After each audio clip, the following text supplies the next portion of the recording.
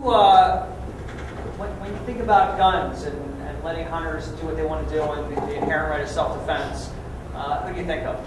All the way in the back. The NRA? Yeah. Is that an NRA hat? You have one? No. No? Okay. All right, the NRA. What does the NRA stand for? Right, National Rifle Association. What do they do? Anybody?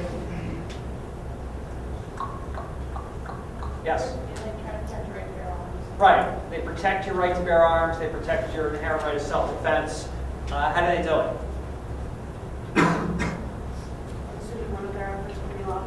Right. They lobby extensively. They lobby all over the country. They lobby the federal government. They lobby the Maryland State Legislature extensively, myself included. How do they do it, other than lobbying? Where's the money come from? In the back. Members? Members, good. Just like Acorn, common similarity here. We have a national organization, attracts like-minded people, gets millions and millions of dollars in contributions, and goes out and lobbies for you to have the inherent right of self-defense. And as a special interest group, they have certain responsibilities, and the responsibilities are that they have to do things in a fair and even-handed manner, and you can't commit fraud. And what they think Acorn did, and they haven't really gotten to the bottom of all of it. There may be some names that have Mickey Mouse, but apparently in Ohio, there is a stack of voter registrations that Acorn gets all these volunteers together, and they're a national organization, they're a special interest group. They get contributions from across the country. Let's say they get $1 million, let's say they get $10 million a year in contributions from other liberal-minded people like themselves. Then they have an office, they have a staff, and the staff goes out and they say, we want to register more people. We want to go into places where most people are liberal, and we get more people registered so we get more of our policies passed.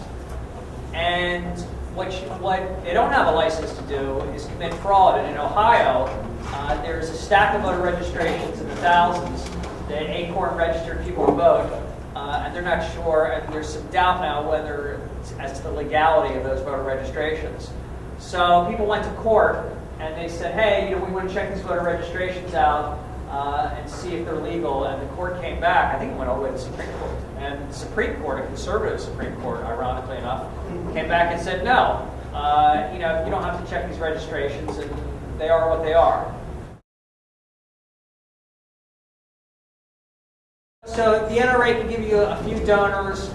They can give you $25 grand in a federal race. Just so you know, in the state of Maryland, you get to $6,000 per pack. So the NRA can give you $6 grand. They can make phone calls for you, which is key. They can do postcards to their members. It does a couple days before the election. They send out postcards to their people. They're very good at mobilizing, and people who belong to the NRA vote. And I don't have any statistics, but I'd probably tell you that NRA members probably vote in excess of 80% of turnout. So the NRA is another example of a political action committee that has some muscle, has some pull, and can get those last couple points. Before I go into another one, I want to make an interesting point that I made to my other class. So the two people in my class, former and present, you don't have to listen, you've already seen this before, so you can close your ears. All right, usually, in a race, and this is like a key, this is a key component of the whole reason, the whole point of this lecture, and the reason I think your professor asked me to come in. In every race, you're splitting up a pie. And the pie starts at 100% of the electorate. And, at the end of the day, there's going to be about 45% of that pie it's going to vote for you, the Democrat, and this 45% of that pie is going to vote for you, the Republican. Very rough numbers. But at the end of the day, you got to split up this last 10%. This 10% is huge.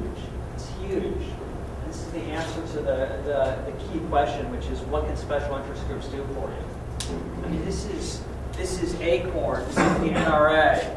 This is every advantage you can get. But at the end of the day, and I don't think this is a secret that you don't know, the candidate with the most money almost always wins. almost always, very, very rarely, does the candidate with the most money not win. It's getting this last 10%. And that's where the special interest groups come together. The special interest groups, like the NRA, are focusing on places like that, like Acorn. What's another example of a special interest group? It's loading up, it's trying to get that last piece of the 10%. You know, these 10%ers, they're complicated people. They're not left-wing ideologues, they're not right-wing ideologues. It might be somebody who loves the environment but is pro-life. It might be somebody who's pro-choice but is, believes in the inherent right of self-defense and is a member of the NRA. What's the deal with this last 10%? How do you get them? Another key interest group, other than Acorn and the NRA, somebody who I get some money from, but mostly in-kind contributions, is the LCV. What is the LCV? The League of Conservation Voters is going to go out and they're going to do everything they can as a special interest group to get you the kind of money that you need as a candidate to sway that last 10%. Remember my first election, I ran against a very conservative Republican from this district. Her name was Martha Klima. And League of Conservation Voters gave me $4 grand, and I called them and I said, I need my last 2,000. I want to go on TV. And they said, well, we're not going to give you the last 2,000. We're going to do some postcard for you instead. I'm thinking, oh boy, I'd rather have the 2 grand. But they did this postcard. I should have brought it. It's this big postcard. It was like half of it was black and white, half of it was color. And the black and white part was a forest that had been destroyed. And there was bulldozers in there, and they said, this is Martha Klima's view of the environment and protecting open space. And then they showed this beautiful, pristine, forest, and they said, this is what Jim Brochin's view of the environment would be like. The choice is yours. And then what they did was, they had their mailing list. And the mailing list of the League of Conservation Voters is a little different than the NRAs and Acorns. While the League of Conservation Voters may be a liberal organization, I can tell you that their membership is Democrats and some Republicans and probably a lot of independents.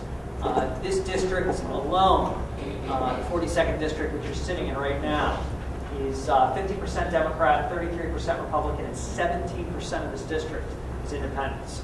And I can assure you that if they took that postcard and they sent it to independents, they said to me, Senator, we would put this postcard out and we'd like to send it to independents in your district. Is that okay? I would tell them, absolutely. Because independents not almost always, but invariably, probably more than 60 to 65% of the time, fall on the conservation side, especially with Maryland, having the Chesapeake Bay, and very big deal. So that's another example of an interest group that can sway an election and how they do it.